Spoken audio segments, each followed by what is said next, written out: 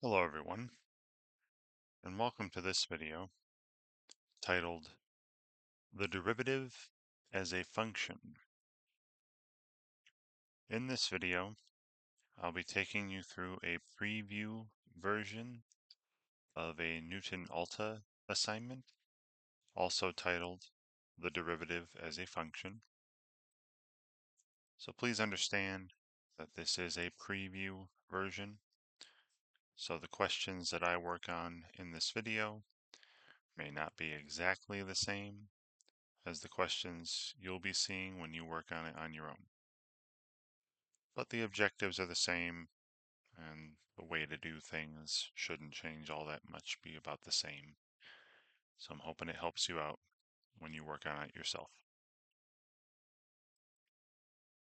Okay, so here we are at Knewton Alta, the preview of the assignment.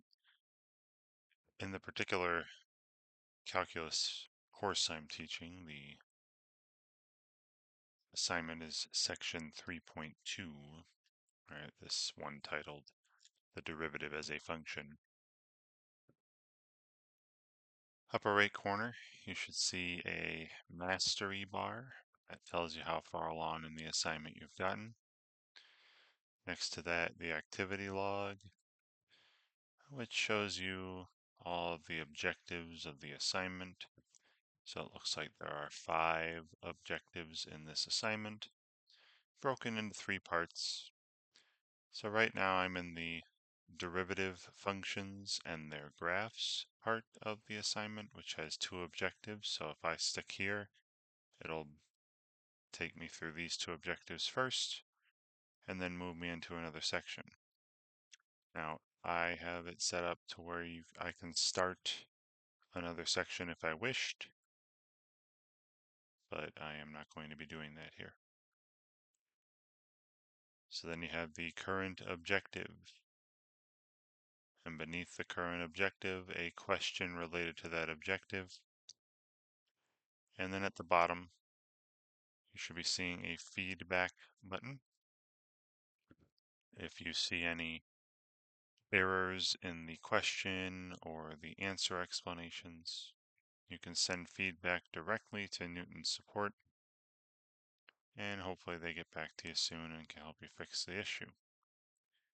You will not see the instructor cheat button. That's for instructors only, for demonstration only, to fill in answers, and I'm not going to be using that here either.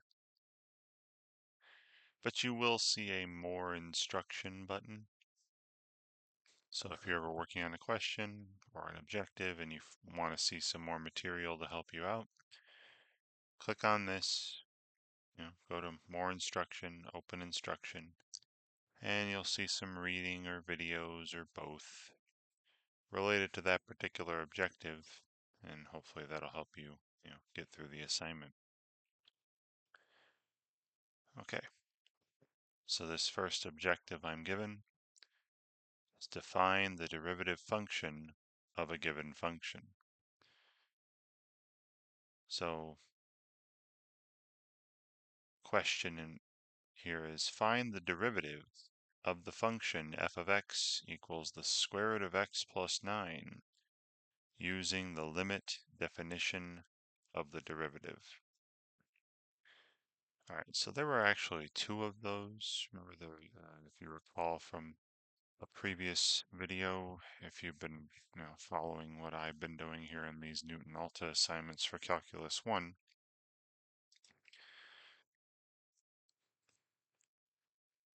there were 2 limit definitions of the derivative.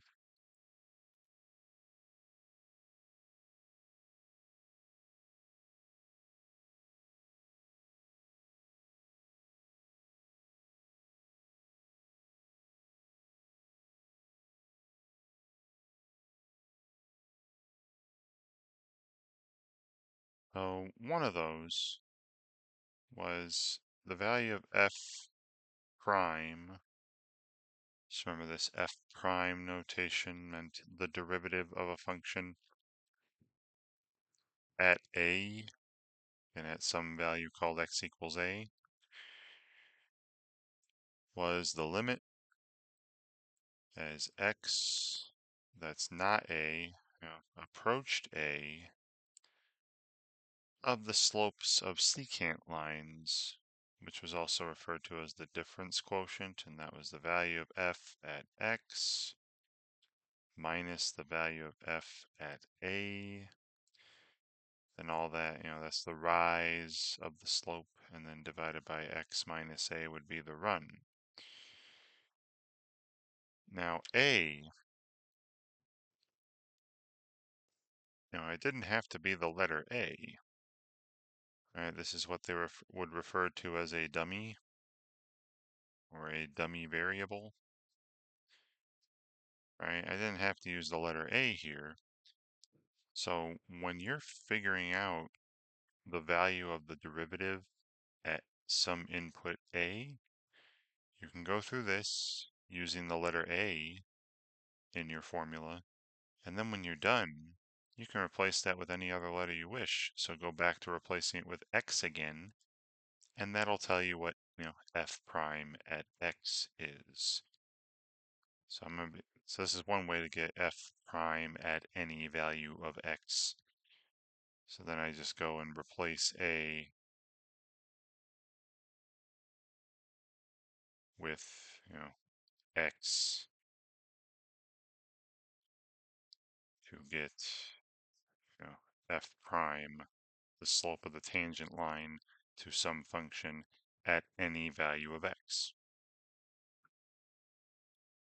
So I will do that with this question. I'll go through this version of the definition of the derivative, and I'll do it again. Okay, just for this first question, I'll do both. Then I'll do it again with the second limit definition that we saw. So here we're given f of x equals, the square root of x plus 9. And we're asked to find, the derivative, the slope of the tangent line, this f prime, at any value of x, right? Not just 2 or 3 or 9 or whatever, but at any x, right? So x in general here. So like I said, I'm going to use a first, right? Just kind of go through the definition we saw before.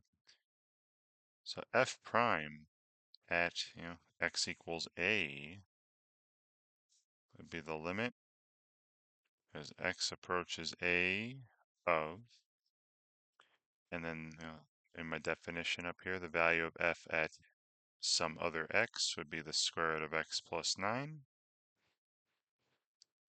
minus the value of f at this a value would be the square root of a plus 9, right, where a is input for x, then divided by x minus a. And I have one of those scenarios where if I had x equal to a, plugged in a for x, you get the 0 divided by 0 case, right? This is in that 0 divided by 0, indeterminate form at the moment. So in those cases, I got to manipulate the expression algebraically. And these ones with the square roots involved, remember we were multiplying the numerator and denominator by the conjugate of the radical expression. So that would be multiplied by the square root of x plus 9 plus the square root of a plus 9. And do the same to the denominator, square root of x plus 9, and then, plus the square root of a plus 9. And then I'll have, the limit as x approaches a. Now up top in the numerator, we're multiplying conjugates, so you get a difference of squares, and that'll get rid of these square roots. I have x plus 9, right, the square root of x plus 9 squared, so just x plus 9, then minus, and then a plus 9.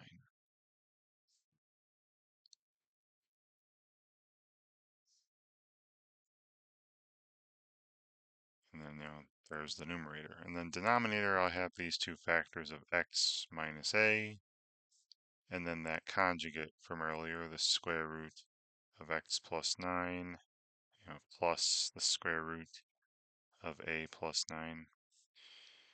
Now, if you were to distribute this minus up here, this minus the a plus 9, what you're left with is the limit as x approaches a of you have x minus a, and that's it up top, right? The 9 minus 9 would go away. And so this x minus a in the numerator would cancel, divide with the x minus a and factor in the denominator to be 1. And then I have still times this conjugate down here.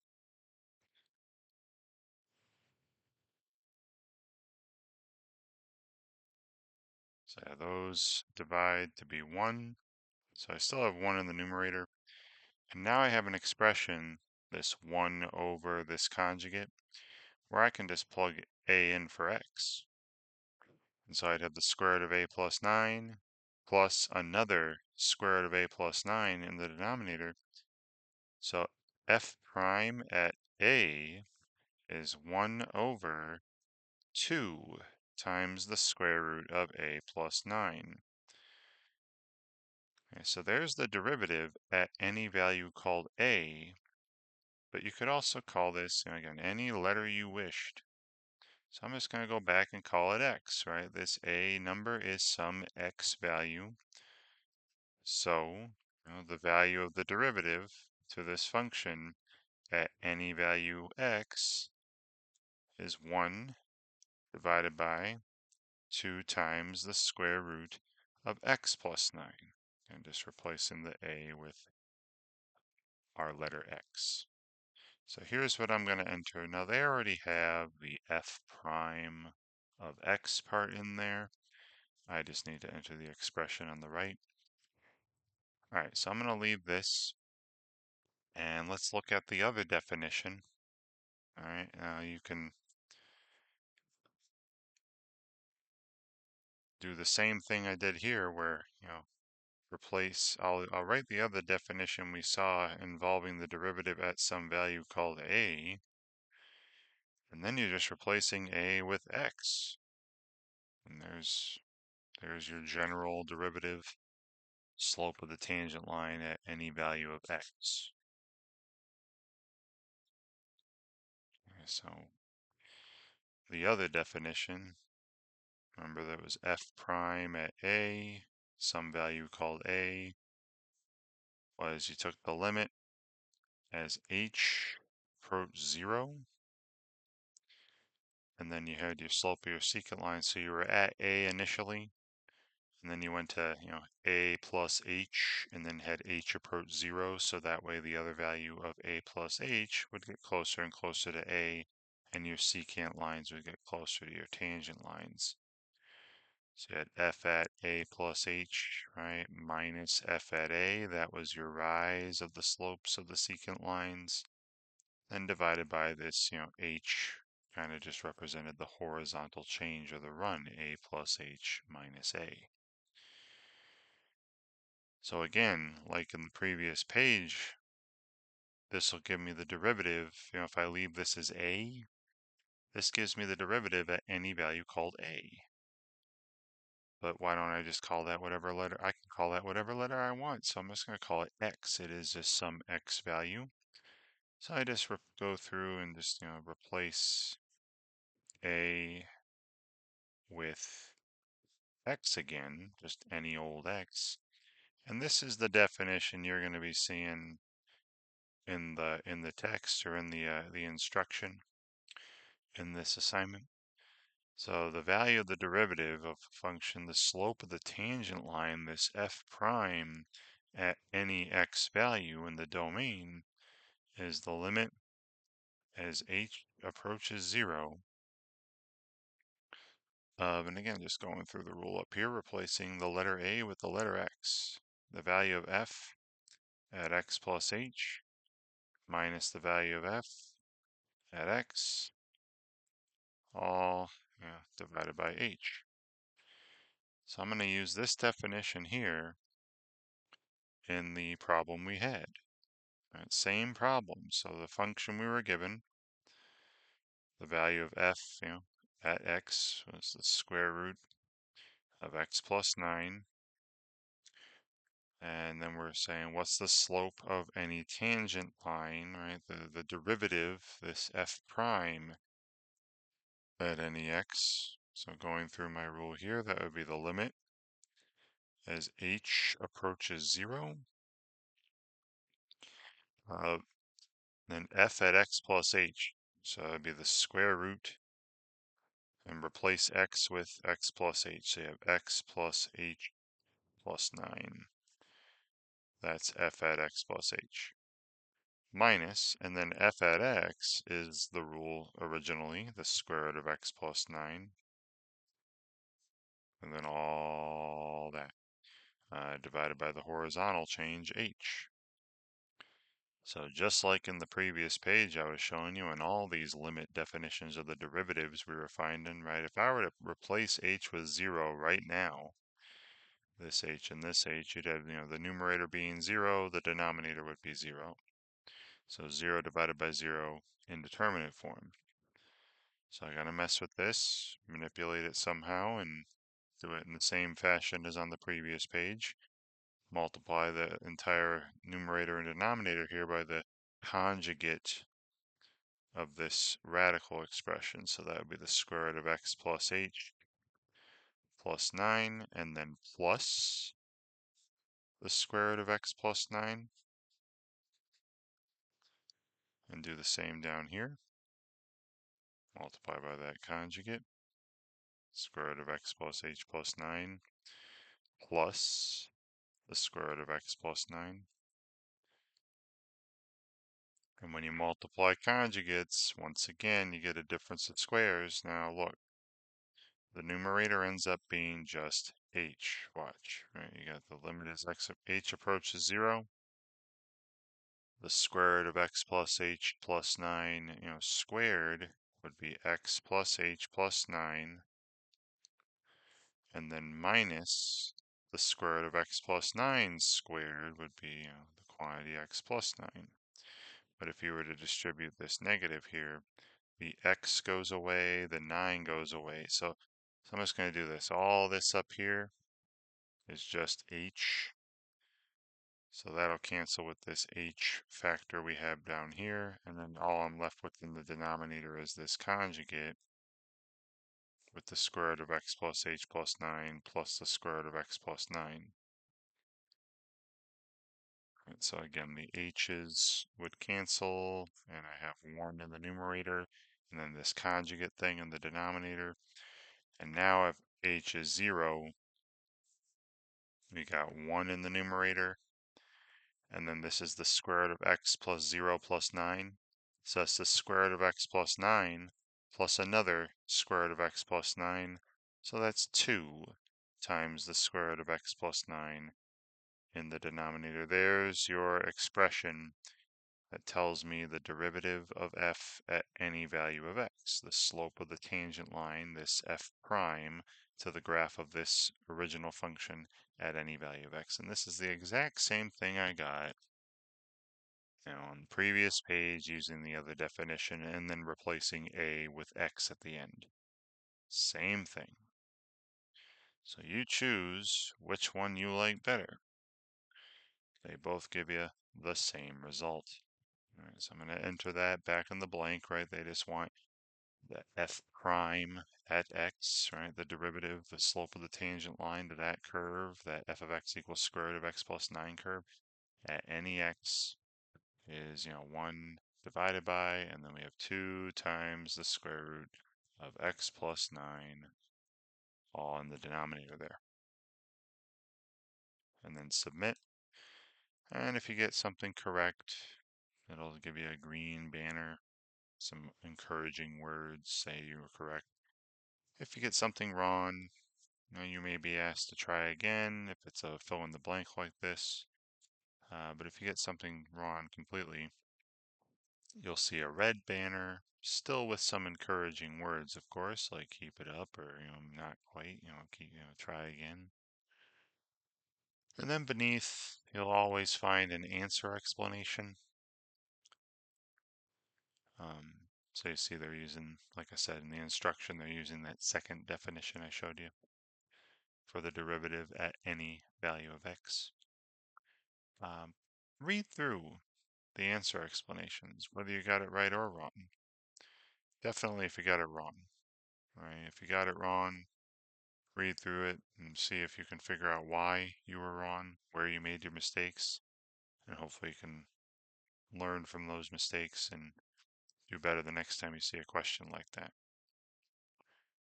Now, if you got it right, I'd still suggest reading through them, because maybe they're doing things in a way that you like better than the way you did them, and you might want to implement their methods the next time you see a question that's similar. All right, so moving on. All right, so we're still here in the same same objective, define the derivative function of a given function. So just like the last one, but it's a different kind of function here. We got f of x equals 2 divided by x plus a rational function. And same deal, just find the derivative, the slope of the tangent line, this f prime, at any value of x to this curve. All right, so I'll write this out. So again, it really doesn't matter which limit definition you use. I'll go through that second one again because that seems to be the one they're favoring. So we have f of x. I think I personally, I prefer the first one myself. So I might switch to that one after this one. Yeah, here's the function we're given initially. You got f of x equals 2 divided by x plus 8. So again, the value of the derivative, this f prime at any x, is the limit as h approaches 0 of, the value of f at x plus h minus the value of f at x, and all that, divided by h, right? This is just me rewriting the definition. So this is the limit as h approaches 0 of, now f at x plus h means just, what's the output when x is replaced by x plus h. So that's 2 over, x plus h plus 8, not just x plus 8, right? That's the value of f at x plus h. Then minus the value of f at x is what was originally given, 2 over x plus 8. And then all this divided by h. Okay, so again, like all the other limit definitions of the derivative we've been seeing, if I were to just, think that I could apply the limit laws and make a direct substitution here, if h were 0, the numerator would be 0, the denominator would be 0, right? 0 divided by 0 is meaningless, indeterminate. So, gotta, algebraically manipulate this expression once again. So this is one of those complex fractions. So an easy way to simplify these is to multiply the numerator and denominator by the least common denominator of these fractions here. And that would just be multiplying by x, there's an x plus 8 is one of the denominators, and then the other factor, x plus h plus 8. And I'm doing the same down here, x plus 8 times x plus h plus 8. Now up top, there is a difference going on, so I do have to distribute this, and the whole point of multiplying by this least common denominator is so all the little denominators get canceled. So we have the limit as h approaches 0. Now this first fraction, the x plus h plus 8s would cancel, so I'd be left with 2 times the quantity x plus 8. And then minus, and then the second fraction times this, the x plus 8s would cancel. And I have 2 times this quantity x plus h plus 8. All right, we'll simplify that in a second. And then down here, I got the factor of h, and then these other factors, right? So times x plus 8 times the x plus h plus 8. Now, if you were to, distribute this -2 here to the x plus h plus 8, and then the 2 here, notice you'll have 2x minus 2x, so the x's are gone. You'll have 16 minus 16, so those are gone. All I'd be left with in the numerator here is -2h. Right? All this would just be -2h, and then the h's would cancel. So I have -2 left in the numerator. And then x plus 8, x plus h plus 8 in the denominator, and then I have h approach 0. We'd have -2 in the numerator, there's no more h. And then x plus 8 times x plus 0 plus 8, or x plus 8 again, so that'd be x plus 8, squared. Like they're multiplied down here. So there we go. There's our derivative at any value of x to the graph of this original function, right? We can find the slope of the tangent line at any x value using this expression here. And that's what I'll enter. So f prime at x is -2 divided by, and then the quantity x plus 8 squared. And submit. Wonderful. And again, please remember to read through the answer explanations, right? They're doing all the same stuff that I was doing. Similar looking. Okay, so now we've gone to another objective in that same section though, right? It's still in this derivative functions and their graphs. So we're on the objective now, graph the derivative of a function.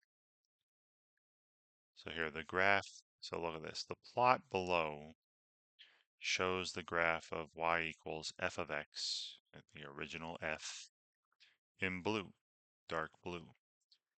Select the graph of f prime from the provided choices, right? So this is a multiple choice one. Okay, so let's talk about the relationship between the graph of a function f and then the graph of its derivative function f prime.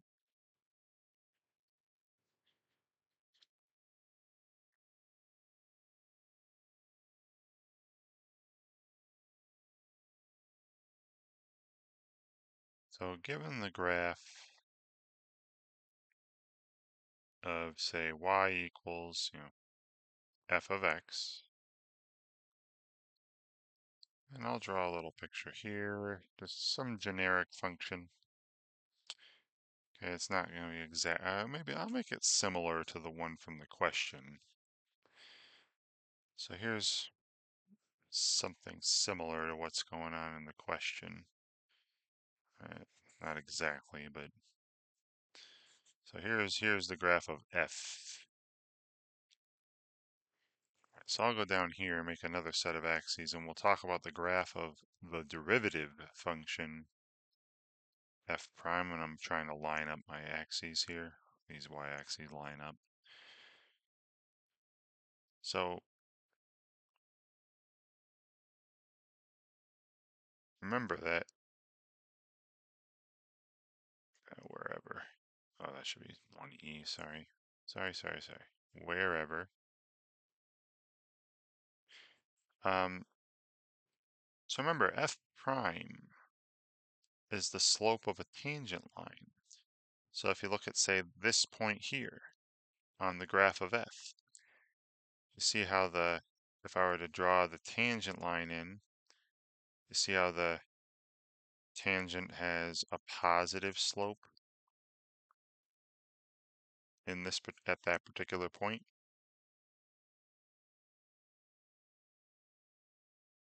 That means that, f prime is positive. So that's going to happen wherever the graph of a function is going up from left to right, where it's increasing, you got tangents with a positive slope. And then you have points like here where the curve is going down. You see how the tangent line there would have a negative slope, right? Tangent has a negative slope on a piece of curve like this that's going down from left to right, that's decreasing the value of f. And then you have these points at the tops of curves, tops of bumpy hills, and bottoms of valleys here, where the slope is 0, right? Remember the horizontal tangent lines, and you've seen me talk about this in earlier videos too. I'll pull out those cases. So wherever f, the original function, is increasing, right? So going up from left to right. So again, something like this, going up. The value of f prime will be positive, right? The value of the derivative function will be greater than 0, right? Will be a positive value. So that's one thing. Another point is wherever the original is decreasing.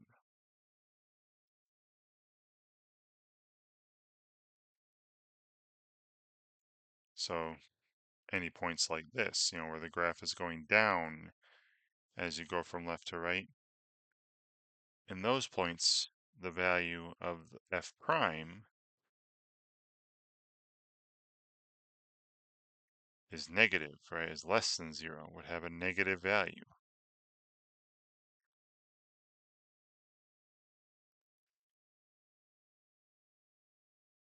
Now these points at the tops of, now it's got to be curvy though, all right? I'll talk about what happens when it's pointy, sharp. So whenever f has a smooth hill or valley, I'll say smooth, and it's got to be smooth, right? Not pointy, not pointy. Hill or valley. So that's where we're talking, top of a hill, bottom of a valley. Right. So at this point here, horizontal tangent line. This point here, horizontal tangent line. So it's going from, increasing to decreasing or decreasing to increasing, but in a curvy fashion. The value of f prime, the value of the derivative, right, slope of the tangent line is 0.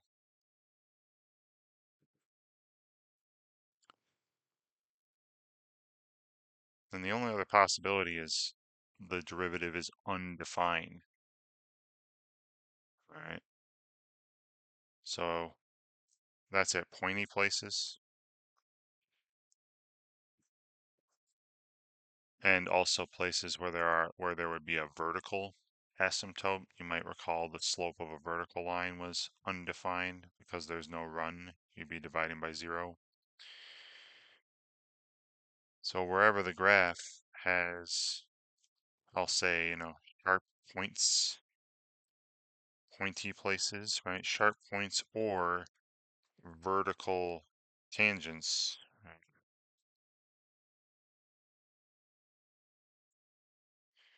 So a sharp point, so something like this where it's going up and then makes a very sudden change in direction, right? It's not smooth, or maybe it's curving down and then top curve up, it's very sharp. That place would also be like a vertical tangent, where it's going like at some point it's the direction of the curve is straight up and down, right? That would be a place like with a vertical tangent line. This point here, sudden change in direction. This point here, a sudden change in direction. F prime does not exist in those places, right? f prime of x dne. I'm sorry about the tininess of that, but we're not seeing that in our first picture. Yeah, so what I want to do is, like, say I had this graph up here. I would identify where the hills and valleys are first. So like, see at the top of the hill here, that's where f prime is going to be 0. So that's where the graph of f prime is going to have an x-intercept. So this value of x, where there's the top of a hill there, a smooth hill, that value of x is where the derivative where f prime is 0. Same thing here. This bottom of a smooth valley, that place where you have a horizontal tangent line, the derivative is 0. So on the graph of f prime down here, lined up with that, you have, f prime is 0. Um, and then for these points here, right, beneath, from here to here, see how the graph is going up? So f prime must be positive, f prime greater than 0. So when I'm graphing here, I'm going to have positive values. The graph is going to be above the x-axis. And then between here and here, right, between the top of that hill and the bottom of that valley, see how its graph of f is going down, so that means f prime is negative. So f prime is going to be below, but it's got to come back up and hit 0 again. And then to the right, f prime is positive once more, right, because to the right of it, it's going up. So it might be like a parabola shape in my thing there, but this would be the graph of f prime of x. Right? So you're doing something like that when you're taking a graph and trying to translate, what would the graph of its derivative function f prime look like. So like I said, I would look for these hills and valleys first. Smooth hill, smooth valley. That's where you're going to have your x-intercepts on the graph of f prime. And then anywhere the graph is increasing, the original graph of f is increasing, f prime should be above the x-axis, should have a positive value. And anywhere up on the original graph where it's going down or decreasing, the graph of f prime should be below the x-axis, have a negative value. And once again, if there are any pointy places, sharp changes in direction, or any places where the the tangent line would be straight up and down, the curve is, vertical tangent, the derivative is undefined. So back to this problem, and pretty similar to what I have here. So you see on this curve, this blue curve, this is the graph of f. So you see at -2, there's the top of a hill, smooth hill. So at -2, there's a horizontal tangent line. So f prime should have a value of 0. So there should be an x-intercept at -2 on the graph of f prime. Same thing for here at 0. There's a smooth valley where, again, the horizontal tangent line. So at 0, the graph of f prime should be 0. And then to the left of -2, so from -infinity up to -2 on the x-axis, you see the graph of f going up. So f prime should have positive values. The graph of f prime should be above the x-axis until you hit -2, 0. And then between -2 and 0, the f is going down, so f prime would be negative. So your graph of f prime should be below the x-axis, from -2, 0 to 0, 0. And then 0 onward, from 0 to infinity on the x-axis, the function's going up, increasing, so you'll have positive derivatives again. The graph of f prime will be above the x-axis. So let's see. So this here, see, this does not have -2, 0. It has 0, 0, but it doesn't hit 0 at -2, so it's not that one. This one has -2, 0, and 0, 0, cool, but see how the values to the left of -2 are negative, and the values between -2 and 0 are positive, and to the right of 0 are negative? That's the opposite of what we want, right? Should have positive f prime to the left of -2, negative f prime negative derivatives between -2 and 0, and positive again to the right of 0, so not that one. So it's basically like this one flipped, which is this graph here. See -2, there's a 0, 0, there's a 0, positive values to the left of -2, negative values between -2 and 0, positive values to the right of 0. So I think it's that one. And yeah, this one's just 0 all the time. The derivative is 0. That's not true, obviously, for that curve. So made my choice, submit. And again, read through the answer explanations, right? They go over all that. Where the derivative should be positive, where the derivative should be negative, where the derivative 0, possibly undefined. I didn't really see any of that, but yeah. Okay. All right, so another graph, the derivative of a function. So same deal. Now we're asked to sketch it ourselves. So let's read the instructions here. This might be a little tricky. So it says, consider the graph of y equals f of x shown below in blue. So this curve here in the light blue. Sketch the graph of f prime by dragging the red points along the vertical direction to adjust the slope of the black tangent lines shown at selected locations in the graph of f. The y-coordinate of each of the red points is a measure of the derivative of f at the corresponding x value. After you have performed these adjustments at all locations, the red points will represent your answer for the outline of the graph of f prime. All right, so you see right now, see all these points when they're on the x-axis. Yeah, so these red points, they're saying just move them vertically. And you see right now, all the red points are around the x-axis, so that means the y value is 0. And you see the point on the curve above these red points, the point on the blue curve, they have a little tangent. They have a little segment that right now they all have a slope of about 0, right? Because again, all these red points, their y values correspond to the slopes of these black segments. So I'm just going to adjust so that all the black segments look like they are tangent to the blue curve, right?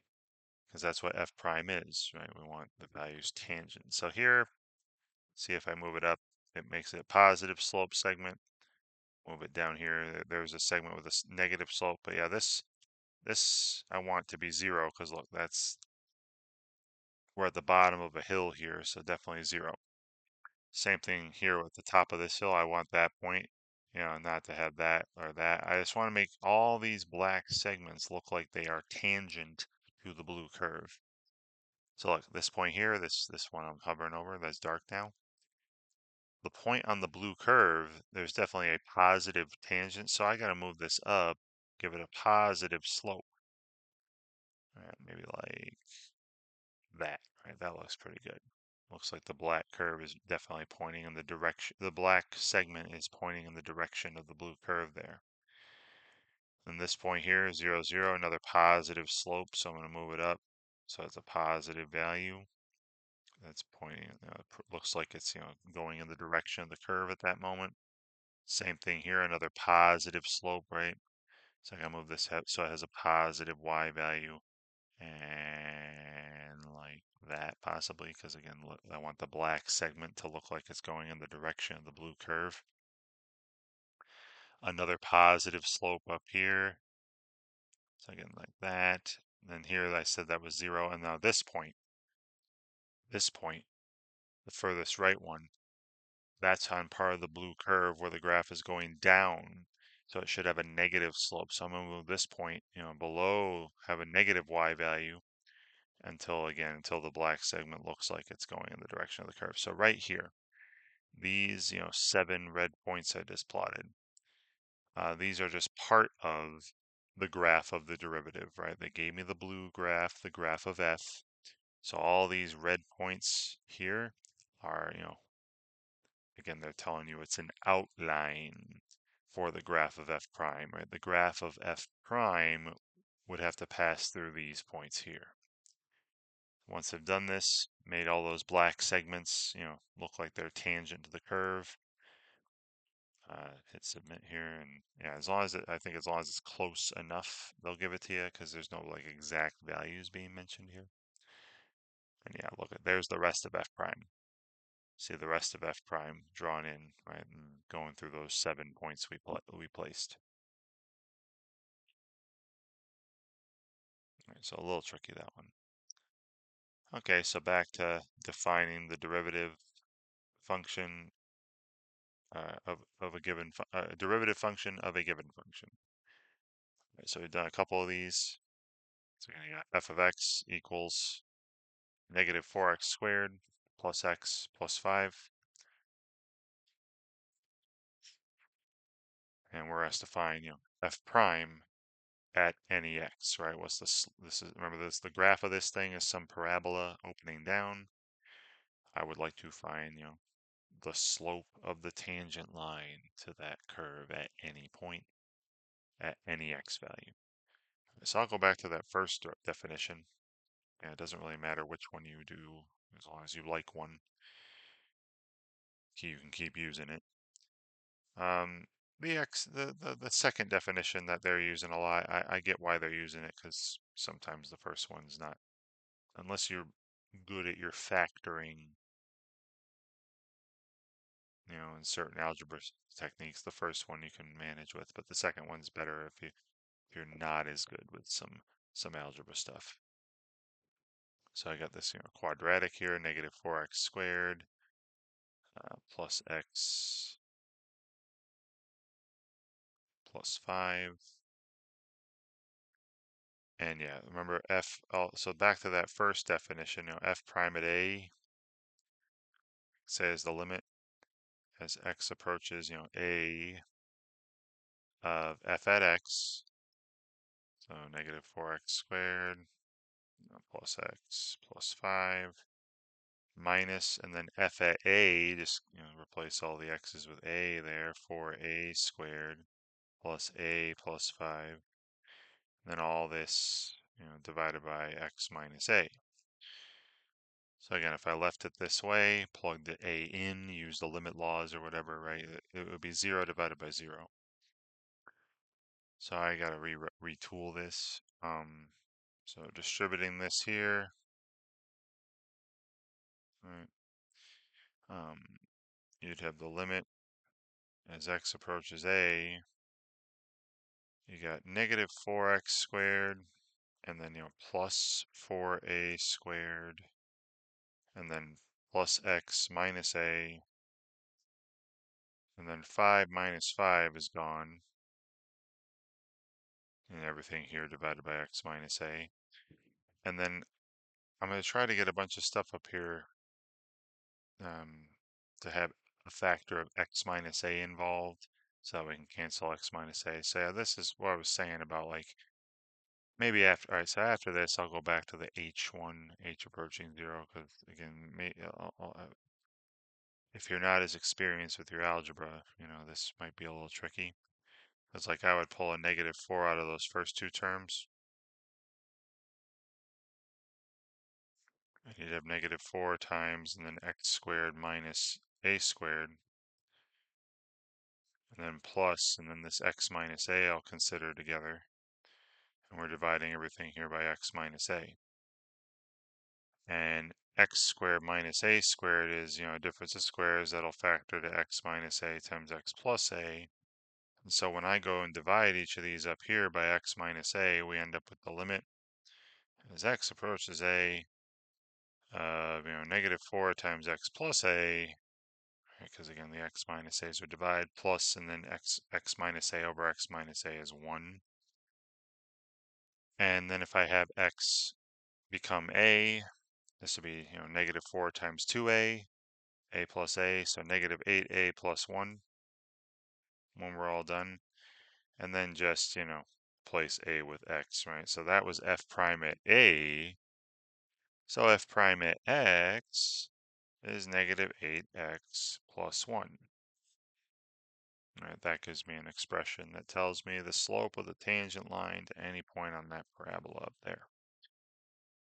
So again, you could have done the other definition where you did the limit as h approaches 0 of f at x plus h minus f at x, all divided by h. And that might have been a little easier to do, again, if you're not as well versed with certain algebra techniques and whatnot. You're not great at your factoring or whatever. It might be easier to do that other definition. So negative 8x plus 1 is what I'm entering here for f prime at x.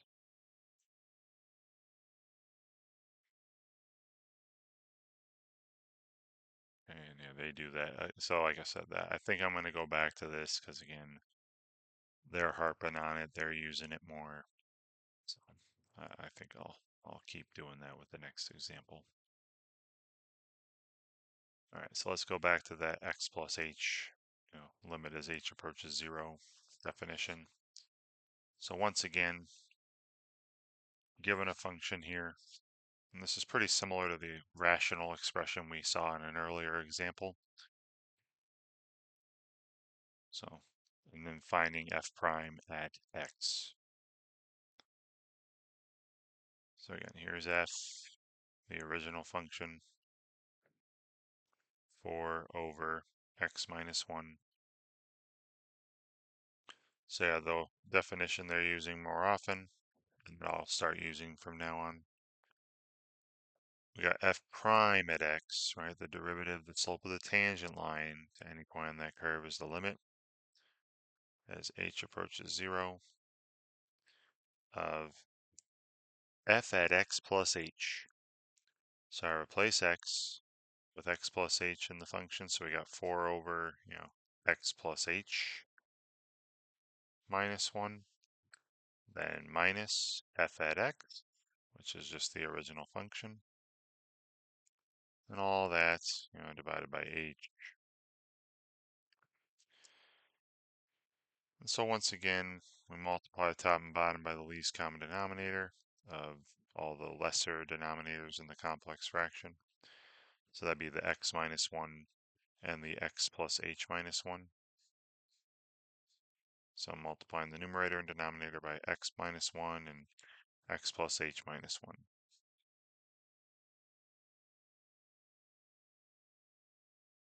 Now on top there is a difference, so I do need to distribute this, and that should get rid of these two denominators up here.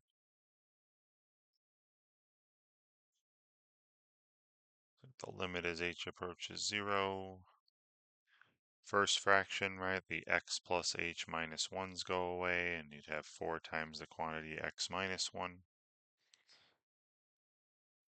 And then minus, and then the second fraction, the x minus 1's go away, and you have 4 times this quantity x plus h minus 1.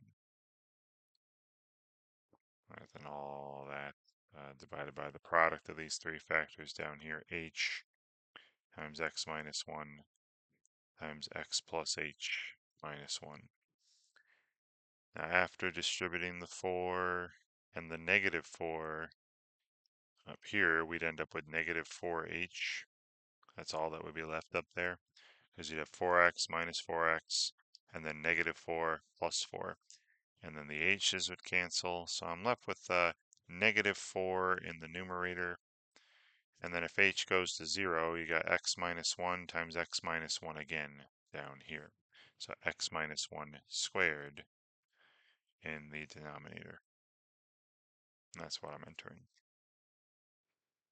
And very similar to one of the rational functions we saw earlier. So negative 4 in the numerator divided by the quantity x plus 1.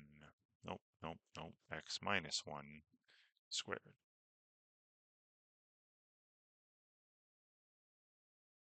Wonderful. All right, so that objective's done.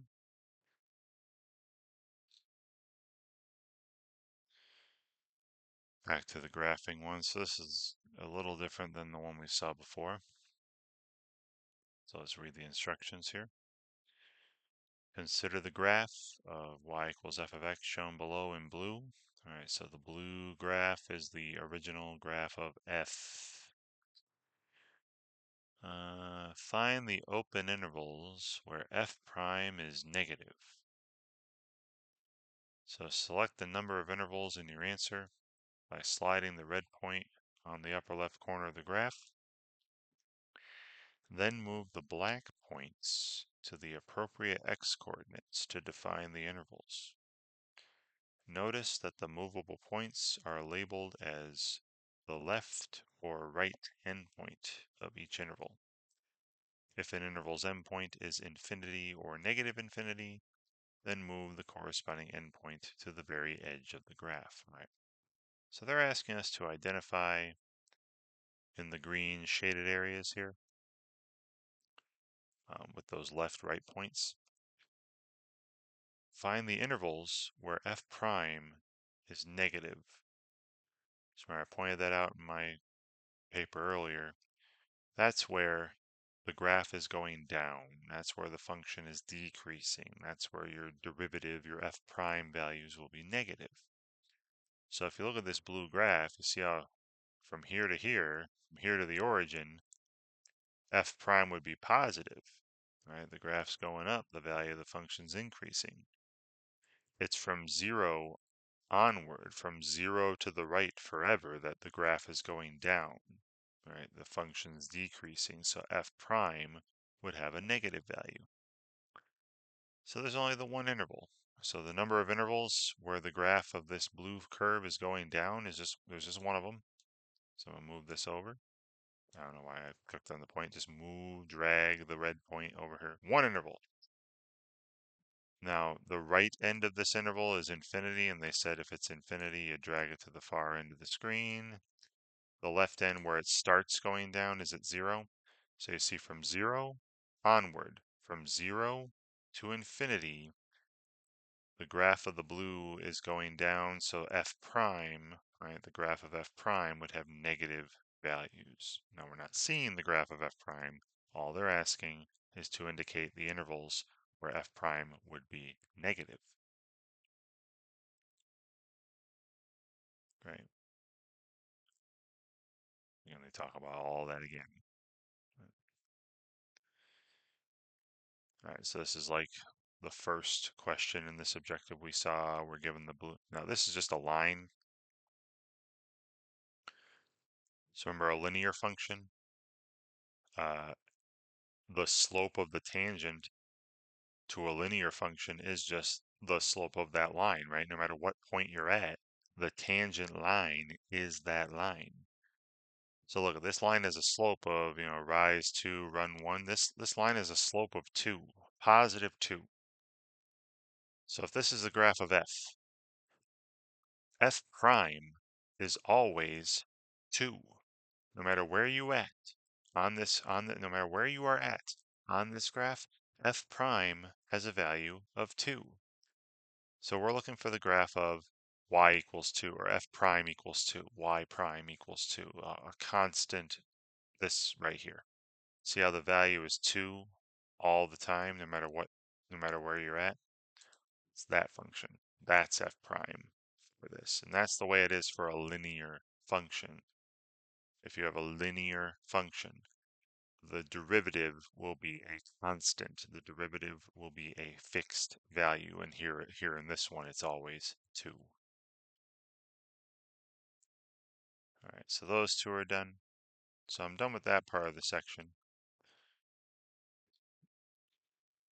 So again, you got now we're thrown into, so I'm done with derivative functions and their graphs. All right, so now we're moving into derivatives and continuity. So first objective here, understand the relationship between differentiability and continuity. All right, so I mentioned points where a derivative doesn't exist, right? That's at those pointy places where there are sharp changes in direction, and any places where there's a vertical tangent line. So big statement here, wherever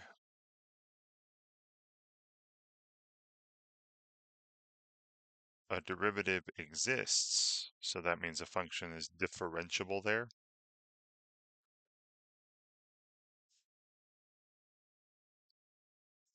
So again, f prime exists, f prime has a value.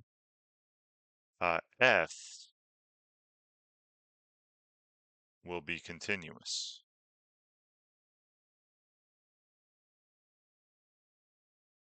Okay. So like I was saying there, say here's a point. If the derivative is positive at this point, you're going to have a continuous function.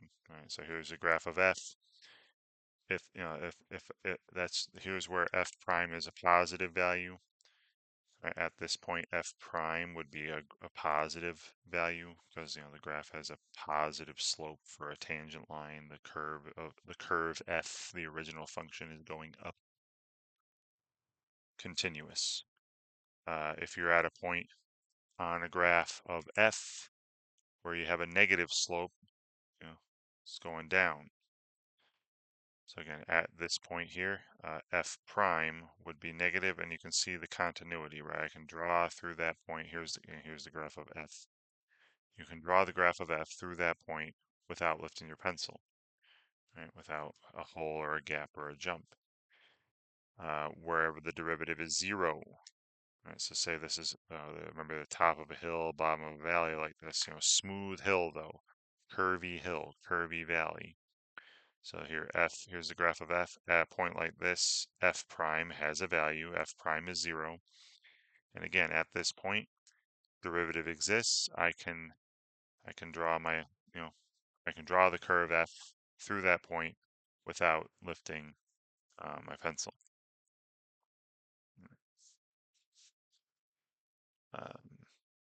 Yeah, so that's the big thing. That's a big statement. If f is, they say differentiable.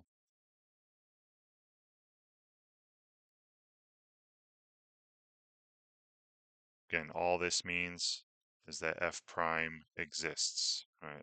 F prime exists at this point. At x equals a, then f is going to be continuous at x equals a. All right? But be careful. But the converse is not true.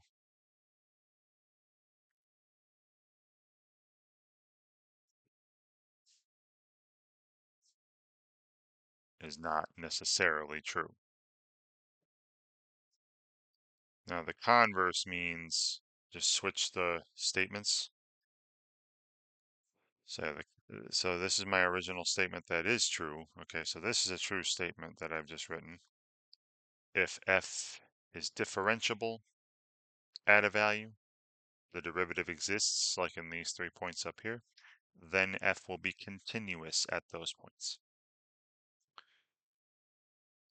But if you switch it up, if f is continuous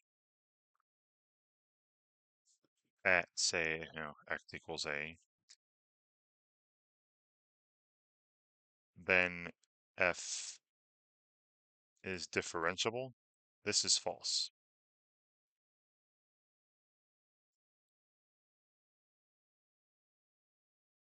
Okay, again, this is not always true. This is a false statement. It's true sometimes, but again, if it's not always true, let's say it's false. It's generally it's false. For example, I mentioned those pointy places, in places where there are sharp corners, sudden changes in direction. So here's a point on my graph of f. So again, say I'm going toward that point and then have a sudden change in direction, right? Very pointy, almost like, how the absolute value functions look, the little V shapes. So yeah, at points like this, you see how f is continuous at that point. I can draw f through that point without lifting my pencil. But f prime does not exist there because the slope from the left is totally different than the slope from the right. You got to have the same slope, for the tangent on both sides of the point. It's almost like a two-sided limit there, that you're talking about the two-sided limit existing for the slopes. Or again, those places where you have a vertical tangent line, like my drawing from earlier where it's coming down toward here and then it goes straight up and down into that point. And so here's the graph of f. Again, it's continuous, right? I can draw without lifting my pencil at this point, but it has a vertical tangent, right? Going straight up and down at that point. And vertical tangent.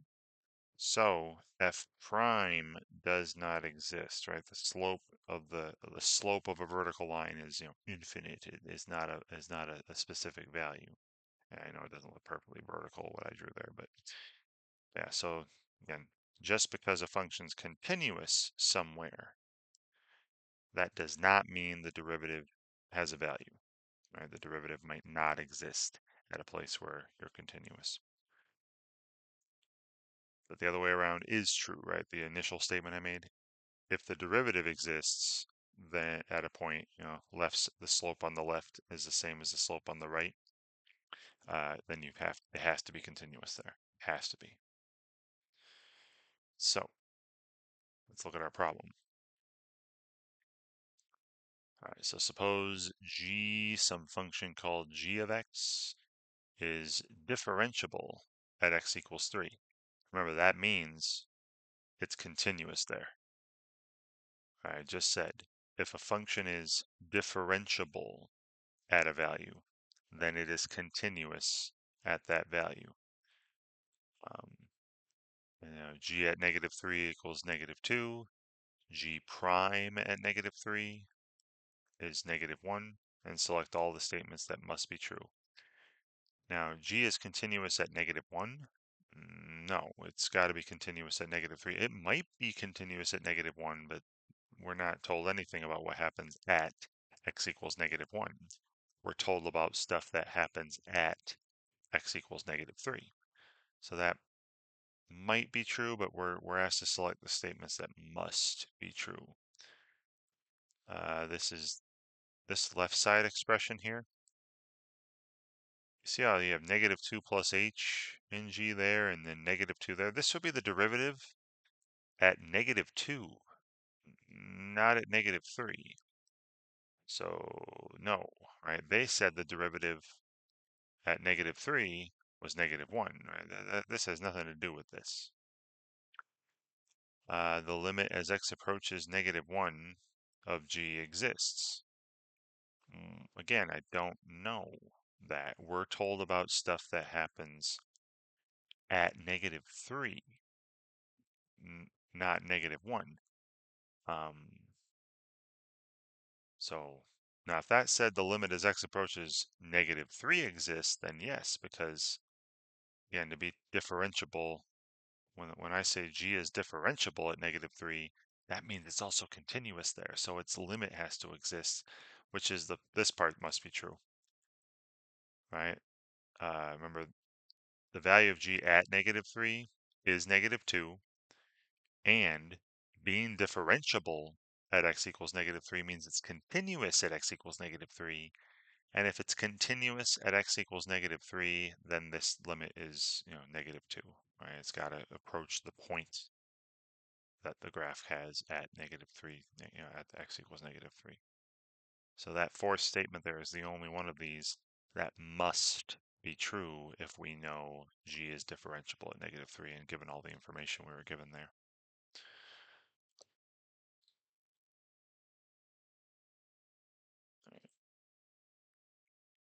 Now we're moving to determine the differentiability of piecewise functions. All right, so this is where you're going to be doing like a left. Remember I mentioned how the derivative, the slope on both sides has to be the same in order for you to be considered differentiable at a place. So that's a two-sided limit. You're doing one-sided limits. and seeing if the two-sided limit exists, right? And, for your limit definition of the derivative. All right, so write this one out. So yeah, we're asked to find the values of a and b that make the following piecewise defined function both continuous and differentiable everywhere. So being that both of these pieces are polynomials, um, they're definitely continuous everywhere, but except maybe at 2. All right, we're going to have to check out what happens, at around x equals 2 here, because that's when the pieces change. Um, Now, differentiable, again, the derivative. So you look at any polynomial function. There aren't any pointy places in polynomials. There aren't any places where there are vertical tangent lines in polynomials. So again, the only place, so to the left of 2, you have a line, a linear function. So it's differentiable to the left of 2. It's going to be differentiable to the right of 2 because that's just a quadratic polynomial function. So once again, we have to concern ourselves with what happens, at 2 as we approach 2. Okay, so writing this out. So our function, and then I'll show you a picture in Desmos when we're done with this to show you how nicely they connect once we find this value of a and b. So f of x is, negative 3x minus 1 when x is less than 2. And the opposite of x squared, plus ax plus b, but only if x is, greater than or equal to 2.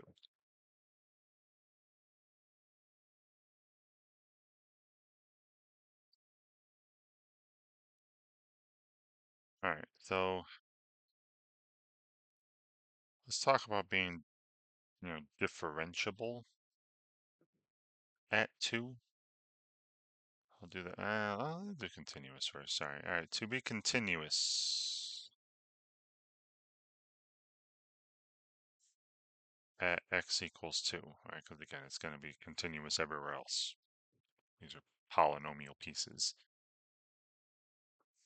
Remember, we need the limit as x approaches 2 of this function to be equal to the value of the function at 2. Now the left side limit, if you have x approaching 2 from the left, you'd be up here. And if x approached 2 on this piece, negative 3 times 2 is negative 6 minus 1. So we need negative 7, the left side limit, to be equal to the right side limit for the two-side limit to exist. And if you're approaching 2 from the right, you're on this piece where x is greater than 2. And if I replace x with 2 here, it's be negative 4 plus, 2a plus b. And that's also f at 2, right? Because x equals 2 is part of this. So if I replace x with 2, I'd have, negative 4 plus 2a plus b.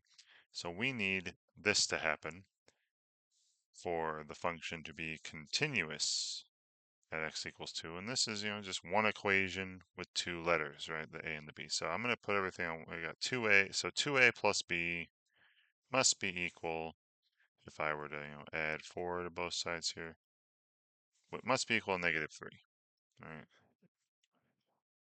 So 2a plus b must be equal to negative 3. Now there's all sorts of values of a and b that make that happen. All right, let me show you. So Desmos here. So again, I'll graph each piece separately, and so the first piece is just the expression negative 3x minus 1. This is desmos.com, free online graphing calculator. And then when x is less than 2, all right? So in curly braces, that gives me just a piece of that graph, but to the left of 2 only. So you see how the left side limit's like -7, right? We're going closer and closer to -7 as an output from the left. Then right piece had this negative, opposite of x squared. And I'm going to put plus ax. I'm going to put plus b. And we'll create some sliders for those in a second. And then that's if x is greater than or equal to 2. I'll create some sliders here and change the colors up so they're both red. Okay, now you see when 2a plus b is -3, they'll be continuous. So I could have a be 0 and then b be -3, and you see how they connect? But the question is, do they connect? All right, so that would be the point. I'll plot that point actually too. Let's put the point to -7. Right, there's the point to -7. You see how they connect? But is it a sharp change in direction, right? If I zoom in a little closer, I don't know if that looks perfectly smooth to me. I don't know. It's not terrible, but I could have, again, as long as 2a plus b is -3, they'll be continuous. I could have a be -3 halves and b be 0, and they'd still connect. Right now, they're definitely not differentiable there, but you see, like when I'm choosing different values, right, there was this point to -7, right? So for those first couple of values I was choosing, so that 2a plus b equals -3, right? One part of it's the one that one part of it's a straight line coming in here, the other one's a parabola. And so like one part comes in like that, and then maybe it like has a sudden change in direction and goes like that, right? Part of a parabola. At a point like that, it's not differentiable, right? This is I think they're referring to this as a cusp as well, right? These are the pointy places, a cusp, pointy place, sudden change in direction, not differentiable. Let's put not diff. So, yeah, so we need some more information, right? So sure, if A and B satisfy this, they will connect at the point to -7. They'll be continuous. So now we got to discuss, for what values, how will this be differentiable, right? To be differentiable at x equals 2. So again, that means we need the limit as, we need f prime of 2. We need f prime at 2, to exist. So remember the ways to define this. We got the limit as h approaches 0. I'll use that h1. Now if I'm doing f prime at 2, that's the limit as h approaches 0 of f at 2 plus h minus, f at 2, all divided by h, right? We need this to exist, right? We need this limit to exist. All right, well, remember for a two-sided limit to exist, the left side limit and right side limit got to be the same. And I'm going to look at those differently because, if h approaches 0 from the left, that means you're plugging in values less than 0. You'd have 2 plus h would be less than 2. So you'd be talking about being in this top piece up here. But if h approaches 0 from the right, you're plugging in positive values for h. So then this 2 plus h would be bigger than 2, and you're in this piece. All right. So I gotta. So this means we need the limit as h approaches 0 from the left of this, right? F at 2 plus h minus f at 2, divided by h. We need this to be the same as the limit as h approaches 0 from the right of the same thing, right? This slope subsecant lines expression, difference quotient, f at 2 plus h minus f at 2, all divided by h. All right, so on the left here, again, 2 plus h then would be less than 2 if h is less than 0. So, I'm in the top piece. So this here would be the limit as h approaches 0 from the left. F at 2 plus h, I'd be plugging 2 plus h into this top piece. So it'd be negative 3 times 2 plus h minus 1. That's f at 2 plus h. And then minus f at 2, right? And plugging in f at 2, that'd be this negative 4 plus 2a plus 2b. Because x equals 2, you're going into this piece. So negative 4 plus 2a plus b. Right? And then all that, divided by h. Now, if I were to totally simplify this, you have the limit as h approaches 0 from the left. This would be negative 6 minus 3h. So this is negative 7 minus 3h. Negative 6 minus 1. And then plus 4 minus 2a minus b.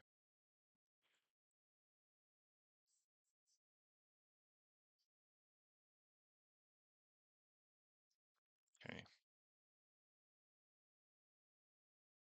In that case,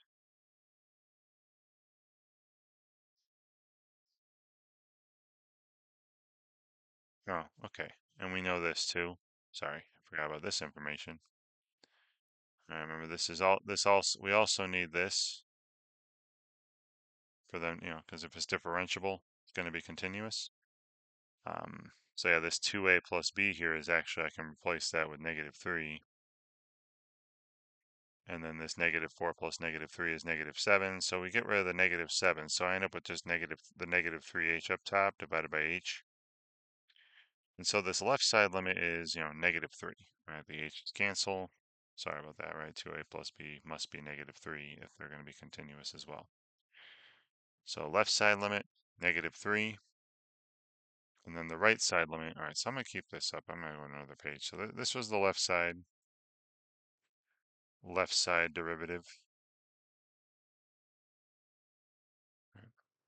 And I'll go to another page and we'll calculate this right side derivative. What happens as h approaches 0 from the right.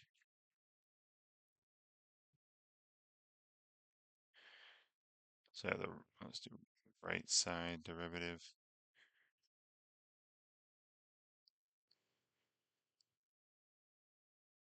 So this is that limit as h approaches 0 from the right. Now, if you're approaching 0 from the right, again, that means h is positive and 2 plus h would be greater than 2. So I'm in this bottom piece here. And we'd have the value of f at 2 plus h. So let's replace all these x's here with 2 plus h. So the opposite of 2 plus h squared plus a times 2 plus h, and then plus b, and then again minus, the value of f at negative 2, or sorry, the value of f at 2, which would be this negative 4 plus 2a plus b. Okay, plugging 2 in.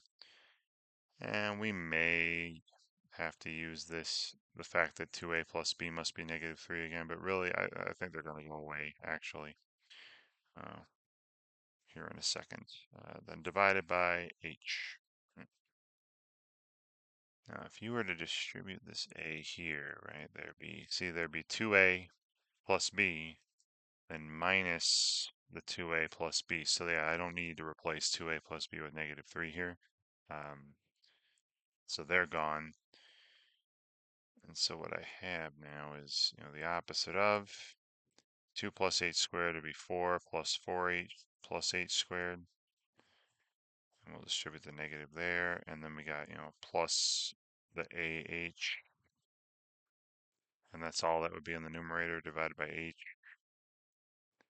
And just going through the algebra stuff, this should be the least of your problems. And yeah, so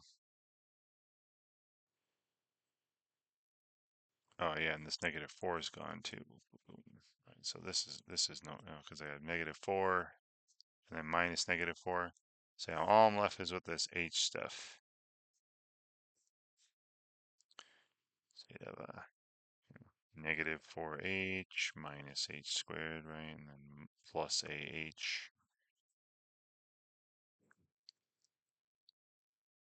Yeah, all divided by h. And then if I divide each of these by h, limit, this is 0 from the right. Limit as h approaches 0 from the right. Negative 4 minus h, and then plus a. And if h is going to 0, this is just going to 0 in the middle here. So it's a minus 4, negative 4 plus a. So a minus 4. Right, so there's the right side limit.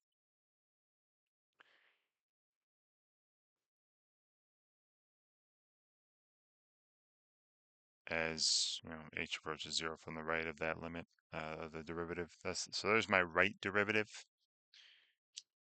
And here's my left derivative, right? And those need to be equal. Those need to be equal for the two curves to meet without a sharp change in direction, right? So that you have the same slope on both sides of that point. So those need to be equal. Negative 3 needs to be equal to a minus 4. So that means a must be 1. I would add 4 to both sides. So a must be 1. And then remember from way earlier, 2a plus b must be negative 3. And if a equals 1, that means 2 plus b must be negative 3. So b must be negative 5. Right? So those are my two values that I'm going to enter. A equals 1 and b equals negative 5. Sorry, that went a little off screen there. And look, when I make my replacements back in Desmos, when a equals 1 and b equals, negative 5, see how they perfectly connect? I mean, they connect, but they also connect smoothly. If I zoom in closer and closer to that 0.27, negative 7, you see how they basically form. You can zoom in. That's what, you can zoom in as close as you wish and see like a tangent line, right? See the direction the curve is going in at that moment. And it's a nice, perfect straight line. And, the closer and closer you zoom in, they connect perfectly without any sharp change in direction, without any cusp or pointy place. All right, the function's differentiable there now. The derivative, the slope on the left and the slope on the right, the left tangent and right tangent are the same.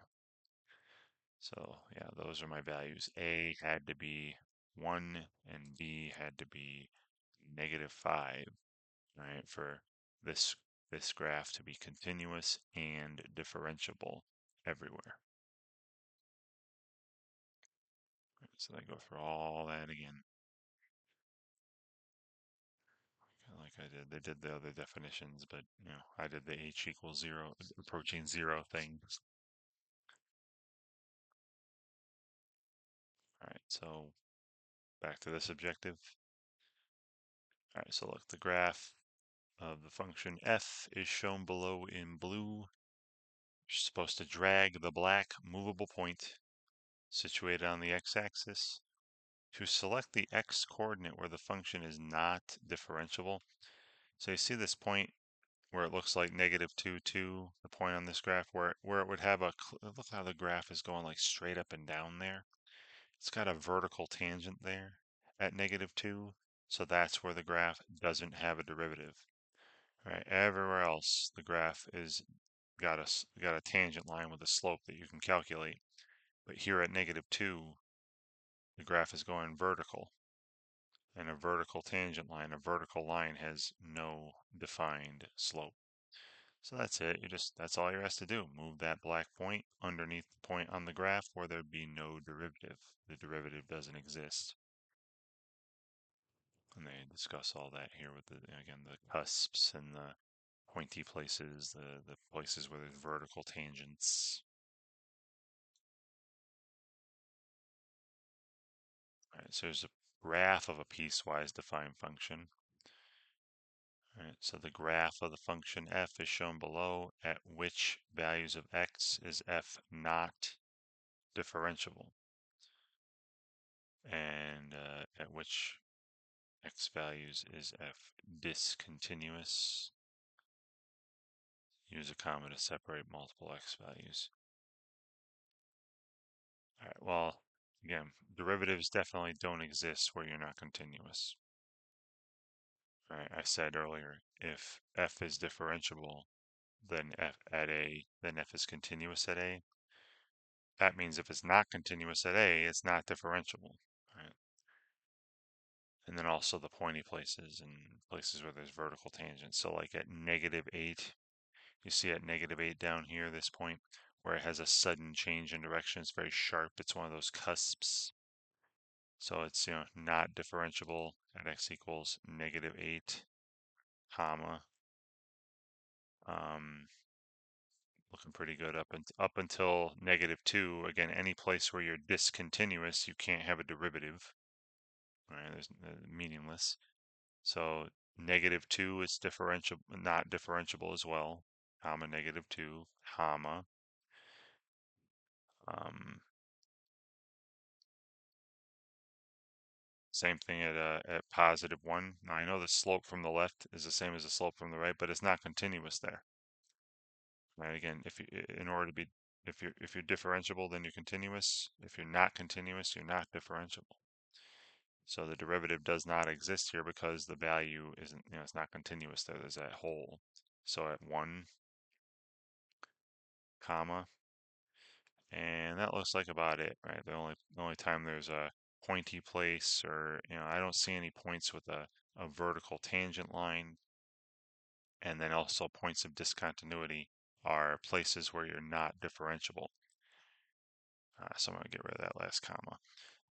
And then the function's discontinuous at, this jump discontinuity, you got this removable discontinuity. So at -2 and 1.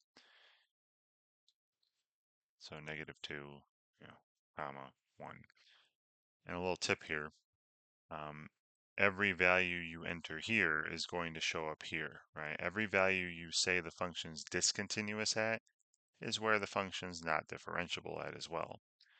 The only extra ones for the not differentiable values are where you have those cusps, right? Those, because the function's continuous here at -8. I can draw it without lifting my pencil. It's just, got that sudden change in direction. The slope from the left is not the same as the slope from the right toward that point. All right. Again, they go through all that here as well, discussion. All right.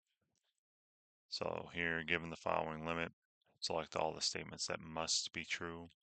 This statement on the left, this is f prime at 5, right? You got 5 plus h, 5, right? This is the derivative. This is f prime at 5. And they're saying it exists. The derivative of f exists at 5, and it has a value of 9. So since f is differentiable at x equals 5, then it must be continuous at x equals 5, right? So f is differentiable at 5, right? Again, this limit around 5 here, this is the slope of a secant line as h approaches 0 gives me the slope of the tangent line. This is the derivative at 5, is 9. It exists. So f is differentiable at 5.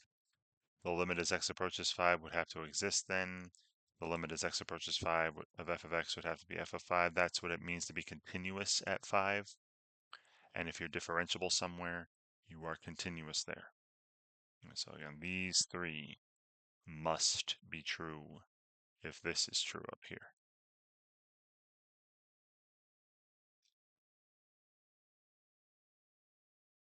All right, this is pretty much the same problem, but with -7 instead of 5. So again, this expression on the left is f prime at -7, right? This is the derivative of f at -7, and they're saying it exists. So f is differentiable at -7, which means f must be continuous at -7. Now, differentiable at 9, no, this is at -7. The value of the derivative is 9, but they're not talking about anything that happens at x equals 9, right? We're talking about what happens around x equals -7. And since you're continuous, that means this two-sided limit at -7 exists. Now, this is not correct here. The limit as x approaches -7 of f of x would be f of -7, not f of 9. Right, so a little trick, trying to trick you there. So the two I just boxed, and differentiable at -7 means has to be continuous at -7. And if that's the case, the two-sided limit -7 must exist. Those are the only two of those statements that must be true given the information they gave me.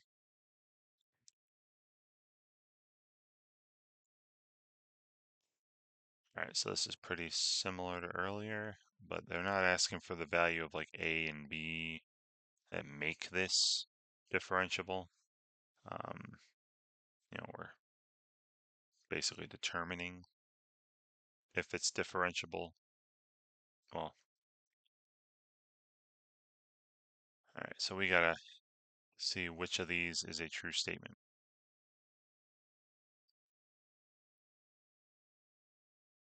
All right, well, let's go through the continuity. All right, so I'll write this function up, right, piecewise defined function. Let's see what happens around x equals -5 there.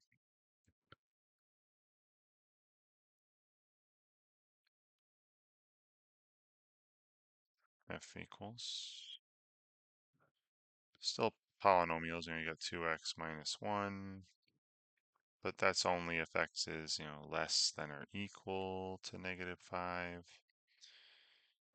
And 3x squared plus 32x plus 74 if x is greater than -5. All right, so first I'm going to go through and discuss continuity. Is f continuous at x equals -5? Because again, if it's not continuous there, then it can't be differentiable either. Now, if it is continuous, then we'll have to talk about differentiability, right? Because it might not be still. But if so, the left side limit as x approaches -5 from the left, I'd be in this top piece where x is less than -5 of 2x minus 1. This popping in -5, that'd be -11. Then look at the right side limit. So I'd be in this bottom piece because x is greater than -5. And so if I were to put in -5, that'd be 3 times 25 and minus 160. All right, 32 times -5 and then plus 74. And this is 75 and 74 is 149. Yeah, 150 and 10. 60. 3 times 25 is 75. So that's 149. Yeah, this is negative 11 as well. All right, negative 160 plus 149. And that's, also the value of f at -5, right? Because that would just be from the top piece. So yes, looks like they connect. They both can, so the graphs connect at the point. If you were looking at a graph, there's -5, -11. The left side some line, the right side is some parabola, right? So they do connect, but the question is, do they connect in a smooth way, or is it jagged? Is it pointy? So now comes the talk. Is it differentiable? All right, so is f differentiable? Does the derivative exist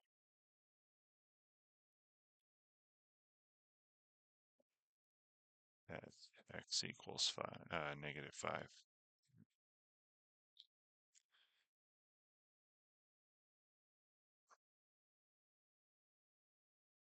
Now f prime at -5 again would be the limit.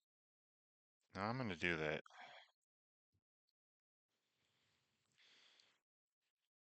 I'm going to do the definition, the other definition, because I don't like the whole plus h thing with this one like the last time. And either definition works. It's just, a matter of preference. So this is the limit as x approaches -5 of, the value of f at x, the slopes of secant lines, right, minus the value of f at -5, all that divided by x minus -5, right? So we got to break this up into the left side limit and the right side limit, right? Because you're in a different piece of f to the left of -5 and then to the right. Now the left side limit, so f prime of -5, I'll say like from the left, a little minus here. A little minus up top. It's just 2. All right, because you're on a line there. Remember, if you're on a graph of a line, the slope of that line is your derivative. All right, so the slope of the tangent lines from the left side of this is just 2. So now I'll do the limit as x approaches -5 from the right. So we'll be on the bottom piece. So f prime of -5 will from the right. The limit as x approaches -5, from the right. Now f at x is 3x squared plus 32x plus 74, and then, minus, and then f at -5 we said was -11. And all that divided by x minus -5, which is x plus 5. Okay, now positive 74, and then this is plus 11, so that's plus 85. So the limit as x approaches 5 from the right, 3x squared plus 32x, and then plus 85 divided by x plus 5. Now x plus 5 should be a factor if, this is 0 over 0 here.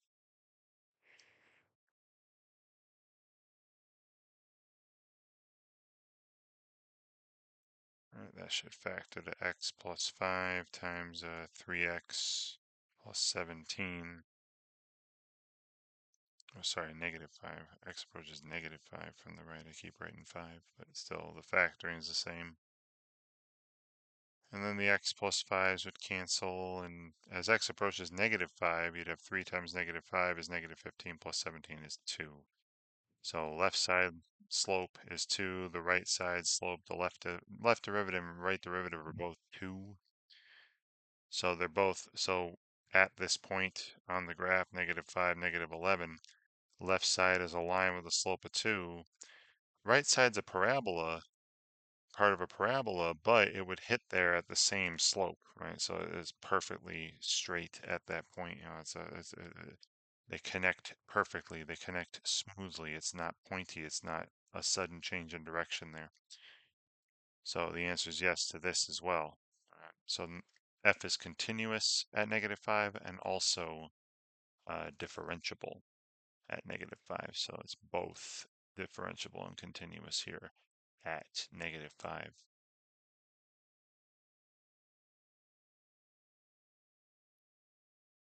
All right, and then yeah, I guess they just check the differentiability because they check the continuity first. All right, so yeah. All right, so this is pretty much the same thing.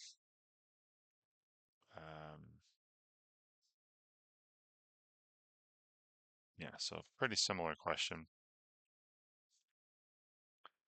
So write this one up, and we're asked, about continuity and differentiability at x equals 2, because this, the pieces break up possibly at 2. So my function, the top piece is another line, so that's nice, another linear piece. So 1 minus 2x. This is to the left of 2, though, if x is less than or equal to 2.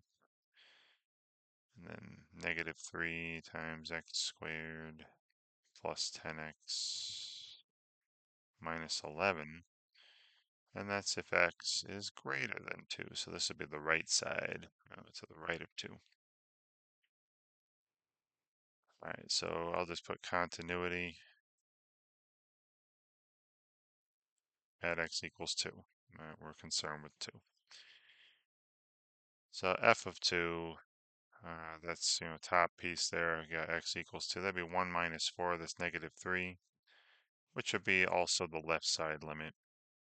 The limit as x approaches 2 from the left of this function. And the limit as x approaches 2 from the right, you'd be in this bottom piece here. So I'm plugging 2 into this, polynomial expression here. And let's see, 2 squared is 9. That'd be -27 plus -11 would be -38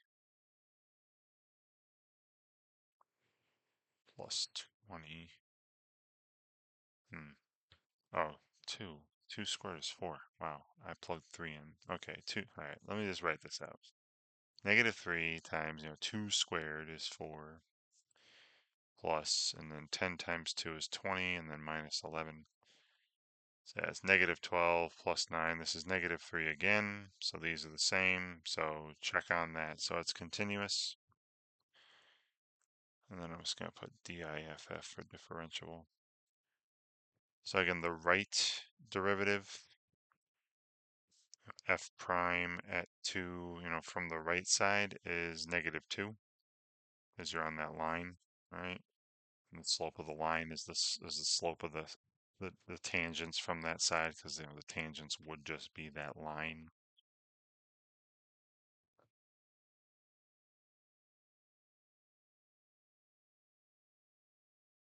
So look at the left side. So f prime of 2, from the left, I'll put a little minus here. We're going to take the limit as x approaches 2 from the left of f of x, which will be the bottom piece. Sorry, my mistake. This is the left side limit. So I'm sure you're screaming at the screen right now.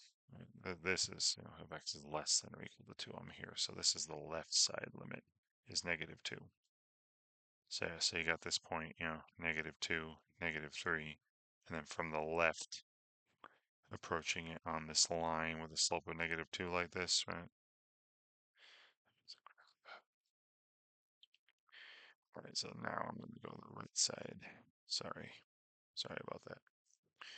So right side, I'm on this piece here with the -3x squared plus 10x minus 11. Minus, so that's the value of f at x, minus the value of f at 2, so that's this up here with the -3, divided by, and then x minus 2. And we'll get a polynomial up here that should have a x minus 2 as a factor. All right, so that's the limit as x approaches 2 from the left. 3x squared plus 10x. And then minus 11, plus 3, be minus 8. X minus 2. And I factor a negative out, that gives me 3x squared minus 10x plus 8. And then that factors to 3x minus 4 times x minus 2. And then the x minus 2's cancel. So I get the opposite of 3x minus 4. And if x goes to 2, 3 times 2 is 6. Minus 4 is 2. And then the opposite of that is negative 2. And these are the same, right? So the slope and the slope from the left, and it's a parabola opening down, but still they meet at a smooth place. They meet perfectly at a place where there's no sudden change in direction. The slope from the left to the left of that point is negative 2, and the slope of the curve coming into that point from the right is also negative 2. So check on that. So another one where it's both differentiable and continuous at 2. All right, so one more objective to go. And this last one is just higher order derivatives. All right. So graph higher order derivative function. So remember this graph, the derivative. So it's doing the derivative of the derivative, right? Derivatives of derivatives. So like the second derivative, the third derivative, possibly higher. I think they're going up to the second here. All right, so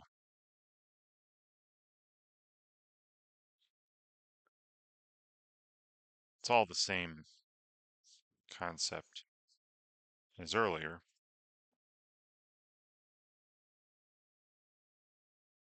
So again, your higher order derivatives.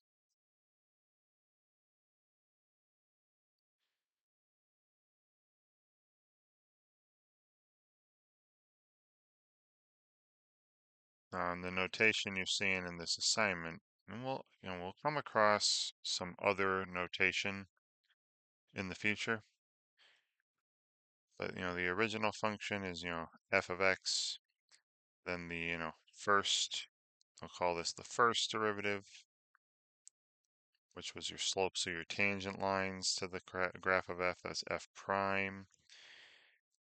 And then your second derivative, they're going to label here with f and then 2 apostrophes, f double prime. I'll be saying double prime a lot for the second derivative, f double prime of x. And then third derivative would have 3, and fourth derivative could have 4, but after a while, when you see the nth derivative denoted with this prime system, that would get incredibly unwieldy, incredibly ugly to keep throwing apostrophes. Say I wanted the 50th derivative, you're not going to put 50 apostrophes. So after a while with this system, you'll see f and then in parentheses the number derivative you're at. So this would be the nth derivative of f. So yeah, usually after the third derivative they start doing this. So you'll see like f triple prime for the third derivative, and then you could write 4 apostrophes, but usually after the third one they'll put the number in parentheses to let you know what level derivative you are at.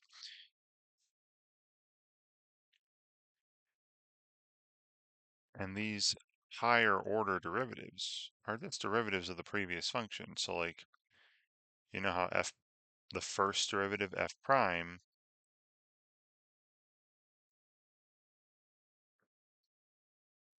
this is slopes of tangent lines to f,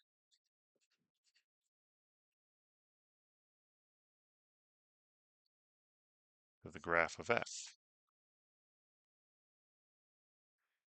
But then f double prime, well, f double prime is just f prime prime again.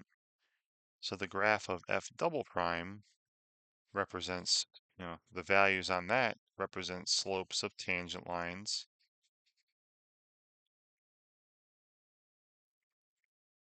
to the graph of f prime,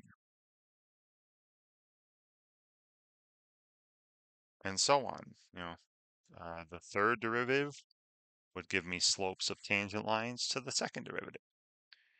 Now, there is a nice relationship between f and f double prime as well that we'll get into in a later video. But for right now, just take this one at a time. And, this one derivative just gives me slopes of tangent lines to the previous derivative. So, if I were looking at graphs. So again, here's, say, the graph of f on this level. So again, I'll do some picture like I had earlier, something similar, where it's going up and then down and then up again. So here's the graph of, f. All right, so then beneath this, I'll put the graph of, f prime. I'll try to line up my axes here, y-axis with y-axis. All right, so remember these points of f at the tops of the smooth hills, bottom valleys, smooth valleys. Go down, that's where your f prime, so this will be the f prime level. That's where, slopes of the tangent line are 0, so the value of f prime is 0 at those points. And the parts of f where the graph is going up is where you have positive values of f prime, right? So here's the graph of f prime. And this part here where the graph is, going down, the graph of f is going down, you'd have values of f prime that are negative, right? So below the x-axis. And then to the right of this point here, the graph is going up again, so you got positive values of f prime, so the graph of f prime will be above the x-axis. So I'm just going to draw a little parabola looking shape here right now. Okay, so there's the graph of f prime, and then I would do very similarly beneath here.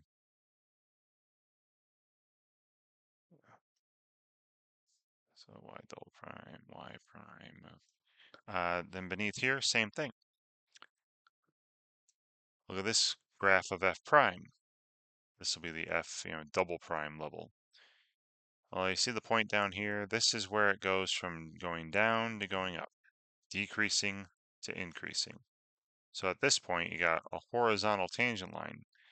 So you have a horizontal tangent on f prime. That means f double prime is 0.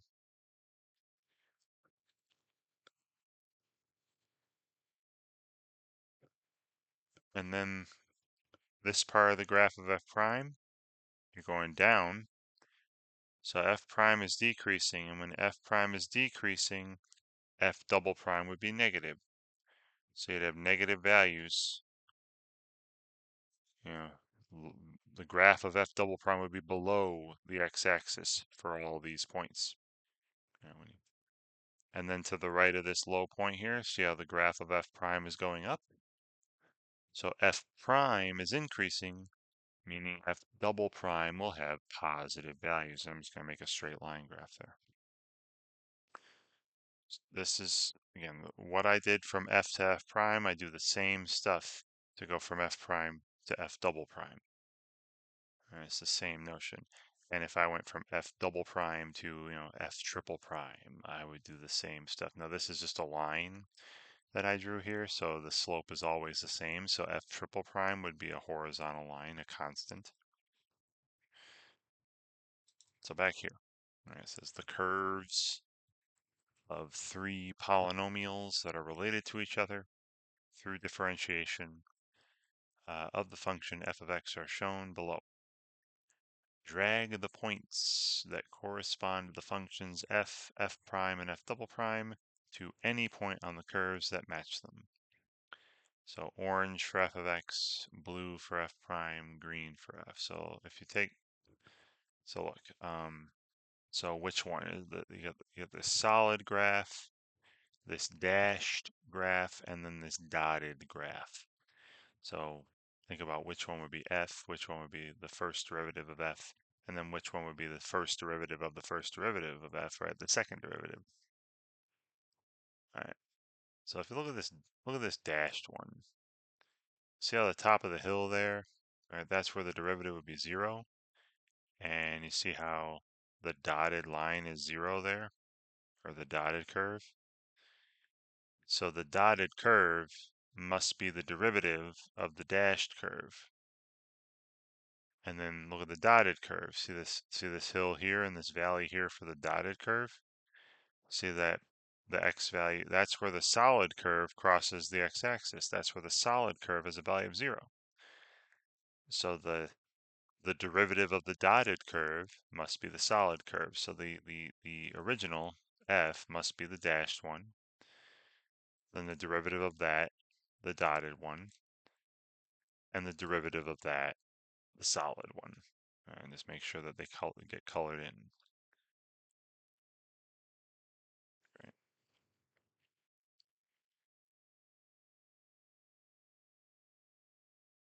Pretty similar here, but with some actual values. All right, so let's read the instructions. The graph of f, a polynomial function, is shown below as a solid blue curve. It's solid blue. The dashed curves are f prime and f double prime of x. First, determine which of the dashed curves corresponds to f prime and f double prime. Then drag each of the movable points initially placed on the upper left-hand corner of the graph window to the points whose y coordinates match f prime at -3 and f double prime at 1. All right, well, again, look at this blue curve. That's f. So you see how the top there, where it's, the top of a hill? Remember those points at the top of a hill, the derivative will be 0. And the red graph is not 0 there, but the green dotted graph is, right? So f prime must be the green dotted graph. And we want f prime at or has to plot where is f prime at -3. That would be here.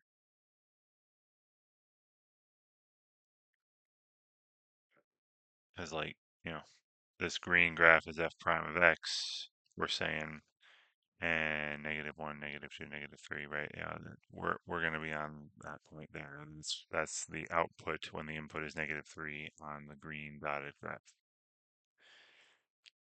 And so notice the green dotted graph is just a line, and the slope of that line looks like, -2/4, about -1/2 all the time, right? So no matter where I'm at on the green dotted line, the derivative is -1/2. So the second derivative is always the same value. That's why this, horizontal dashed line is here. That's got to be the second derivative. And we want to place, f double prime at the point where x equals 1. So that would be this point there on the red dotted graph. Pretty sure that's what they're asking. Drag each of the movable points to the points whose y coordinates match f prime at -3. Yeah, place the movable points as close to the chosen coordinates as possible, right? So that's pretty close. So again, f prime of -3 is whatever this value is here. F double prime at where the x value is 1 there. Great.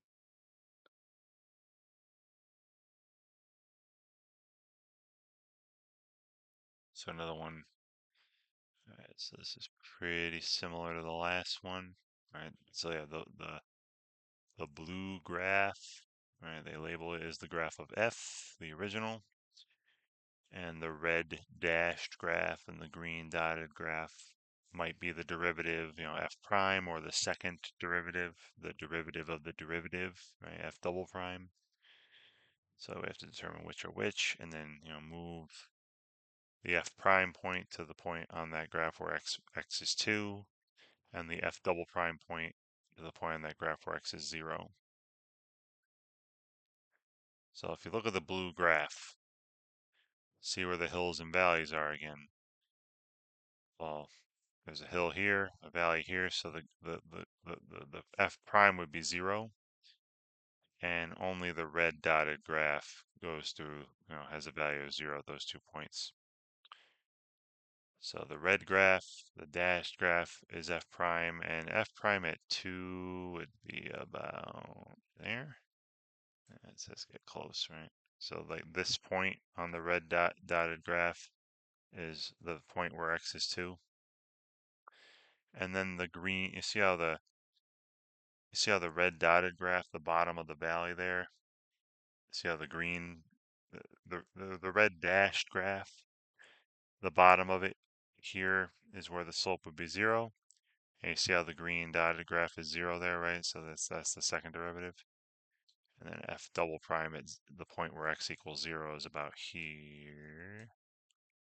So let's get as close as possible. Okay, so you can see f at 0, f double prime at 0, f prime at 2.